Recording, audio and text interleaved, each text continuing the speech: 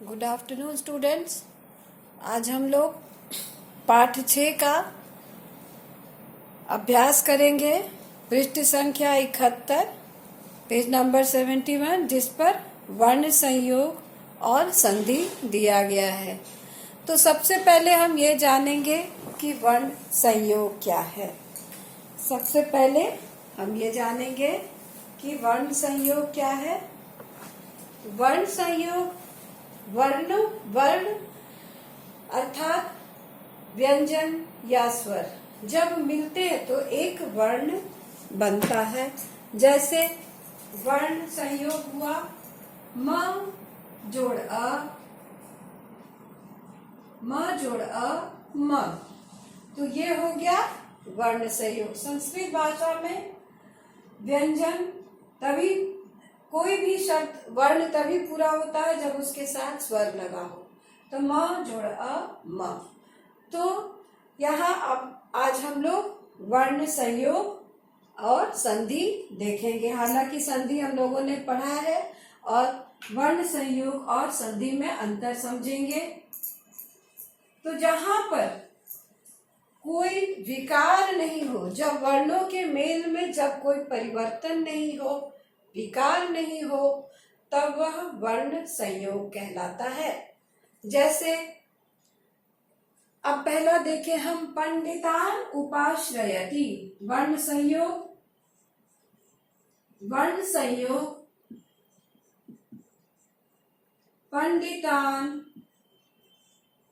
पंडितान जोड़ उपाश्रयति। तो यहाँ जब हम इसका मेल करेंगे तो न और उ मिलके ये मात्र जुड़ गया, एक वर्ण बन गया, संपूर्ण वर्ण बन गया। तो यह परिणाम स्वरूप यह हो जाएगा पंडितानुपाश्रयति। तो यहाँ कोई परिवर्तन नहीं हुआ, मात्र मेल हुआ है न और उ का, तो यहाँ पर यह वर्ण संयोग हो गया। अब आगे हम देखते हैं, दूसरा है नलिनी दलम इव। नलिनी दलम जोड़ इव, नलिनी दलम जोड़ इव, नलिनी दलम इव। उसके बाद है 3 शब्द है नलिनी दलम इव, भी हम लिख के दिखाएं। नलिनी दलम इव, नलिनी दलम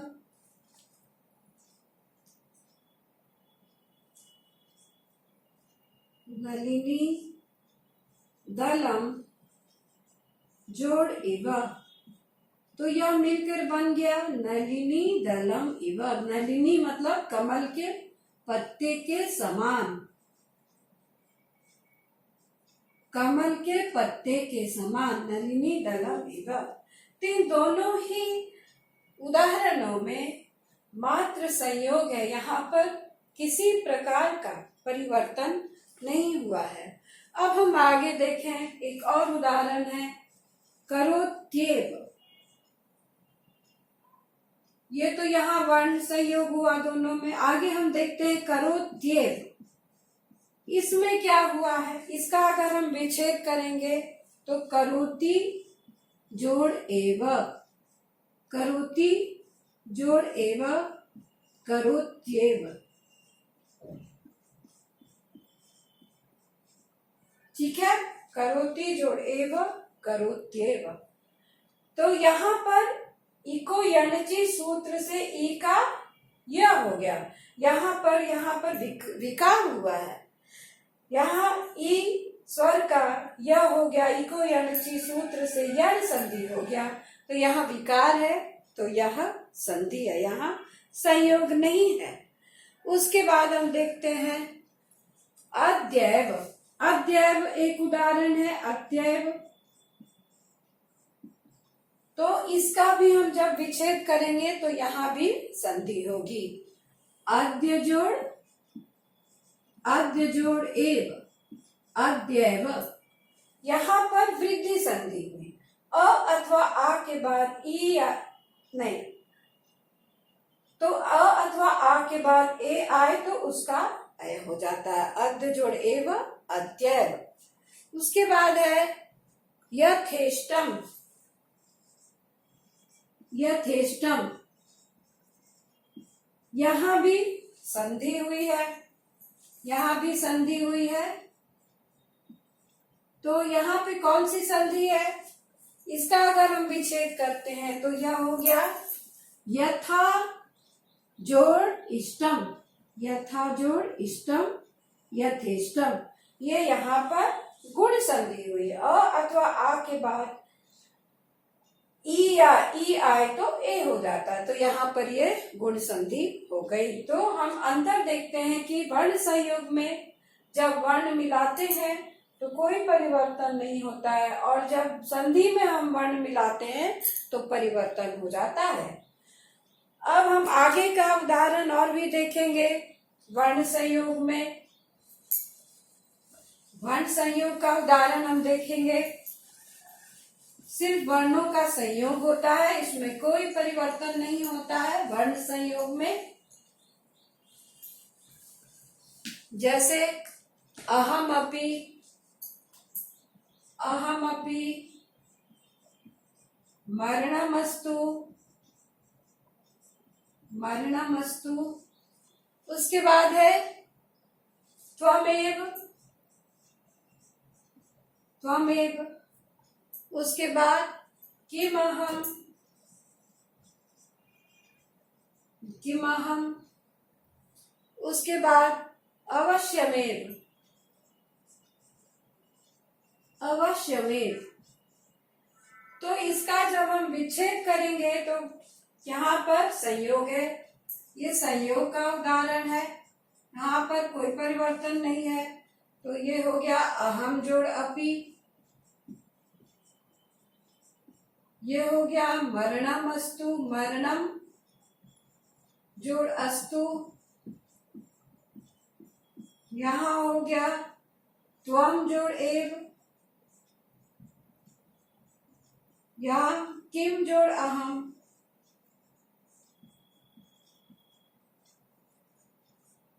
और यहाँ हो गया अवश्यम जोड़ एव।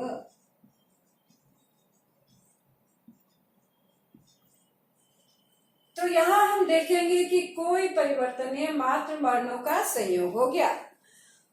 आगे हम देखते हैं कई उदाहरण है जिसका हम बनाएंगे। अहम एकदा, अहम एकदा। तो इसका जब हम विच्छेद करेंगे तो अहम जोड़ एकदा। उसके बाद है मित्रमपि, मित्रमपि। इसका हो जाएगा मित्रम। यहां भी हम देखते हैं कि कोई इसमें विकार नहीं, बदलाव नहीं, मित्रम जोड़ अपि, मित्रमपि। ये हो गया। इसी तरह से और भी उदाहरण है त्वमपि। ये संयोग पृष्ठ संख्या, ये पृष्ठ संख्या है।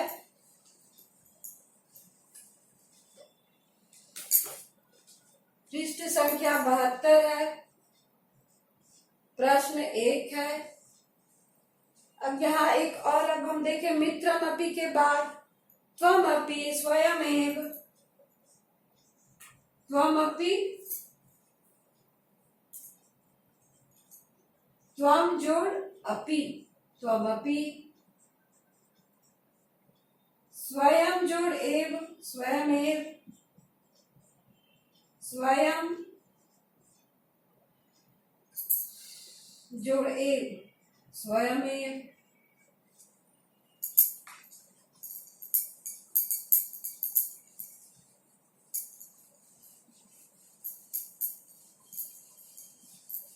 इसके बाद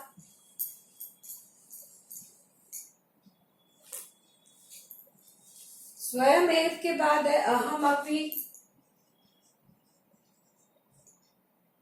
अहम जोड़ अपि, अहमपि। अहम एकदा, अहम जोड़ एकदा। तो यहाँ पर इस प्रकार से हम बनाते जाएंगे। भवान अपि, भवान अपि का क्या अर्थ है? भवान का अर्थ होता है आप, तो भवान जोड़ अपि, भवान अपि, आप भी, भवान अपि, आप भी। उसके बाद है उद्यानमेव।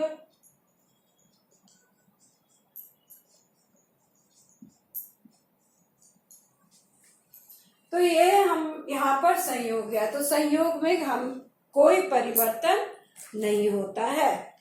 अब हम आते हैं संधि पर। संधि हम लोग पहले भी पढ़ चुके हैं।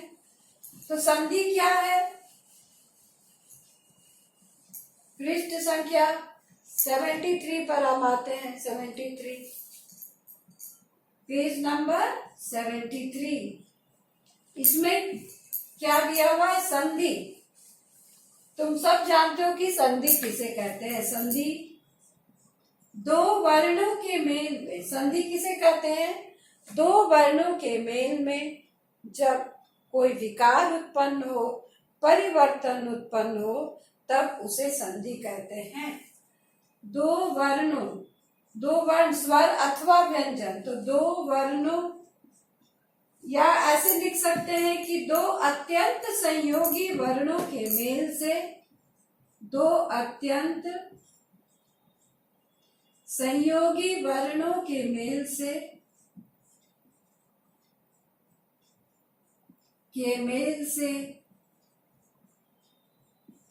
जो विकार उत्पन्न हो,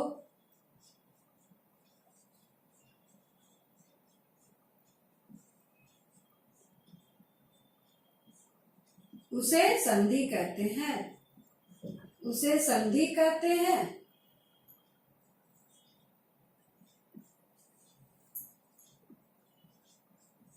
संधि मुख्यतः 3 प्रकार की होती है: स्वर, व्यंजन और विसर्ग। जब स्वर वर्ण मिलते हैं तब स्वर संधि होती है। स्वर संधि के भी 5 भेद होते हैं। स्वर संधि के 5 भेद कौन कौन से हैं? दीर्घ, गुण, यण, वृद्धि और अयादि। अब हम जानेंगे कि दीर्घ संधि क्या है। तो स्वर संधि के 5 भेद हैं: दीर्घ, गुण, यण, वृद्धि और अयादि। अब यहाँ पर हम दीर्घ संधि पढ़ेंगे। दीर्घ संधि अका सवर्णे दीर्घ। दीर्घ संधि अका सवर्णे दीर्घ।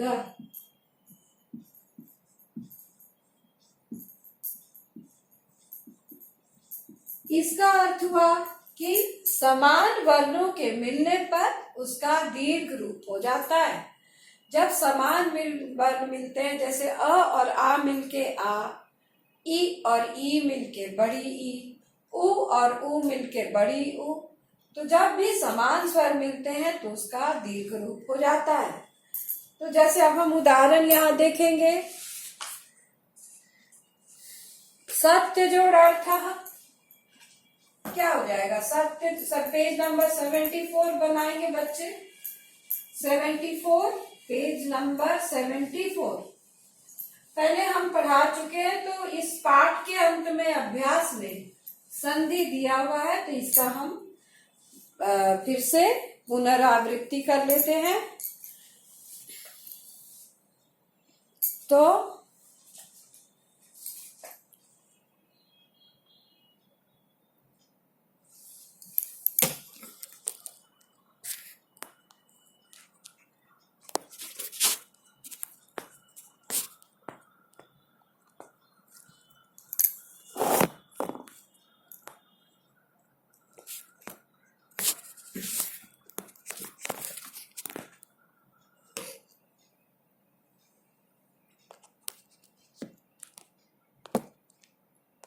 इसकी पुनरावृत्ति करेंगे।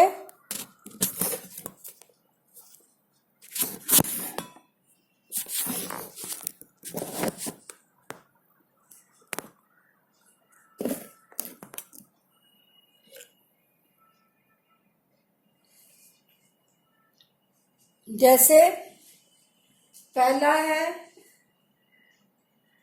सत्य जोड़ अर्थ, सत्य जोड़ अर्थ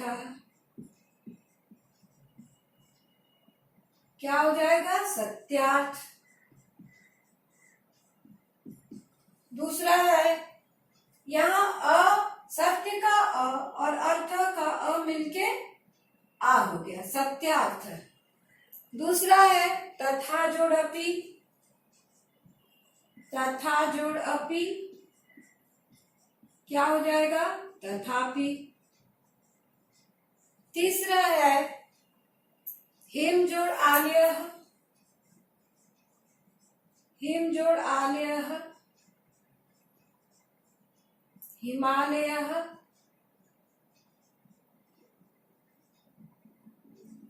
इस तरह से हम देखेंगे कि यह दीर्घ रूप होता जा रहा है। अ और अ मिलके आ और अ मिलके अ और आ मिलके हिमालय। अब हम देखते हैं किताब में, पुस्तक में ही हम लोग देख लेते हैं इसको, पुस्तक में ही देखते हैं।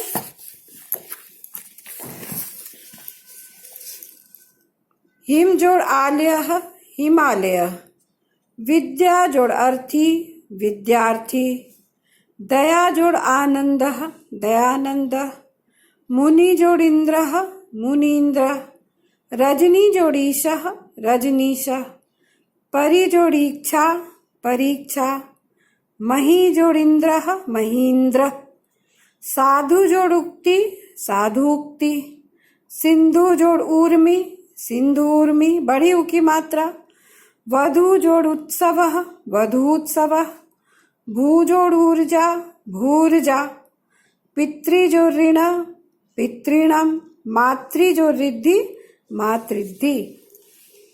अब हम गुण संधि देखेंगे। गुण संधि में क्या होता है? अ अथवा आ के बाद ई आए तो उसका ए हो जाता है फलस्वरूप। उसी प्रकार से अ अथवा आ के बाद उ या उ आए तो फलस्वरूप ओ हो जाता है। अ अथवा आ के बाद री आए, बड़ी री आए तो उसका अर हो जाता है फलस्वरूप। यहाँ देखें, देव जोड़ इंद्र क्या हो गया? देवेंद्र। देव का और इंद्र का ई मिलके ए हो गया, तो क्या हो गया? ये देवेंद्र।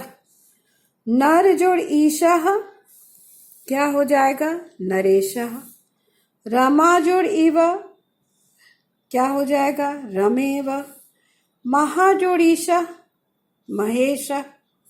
वन जोड़ उत्सव वनोत्सव, जल जोड़ ऊर्मि जल ऊर्मि, गंगा जोड़ उदकम गंगोदकम, महा जोड़ ऊर्जा महोर्जा, देव जोड़ ऋषि देवर्षि, वर्षा जोड़ ऋतु वर्षर्तु, सप्त जोड़ ऋषि सप्तर्षि।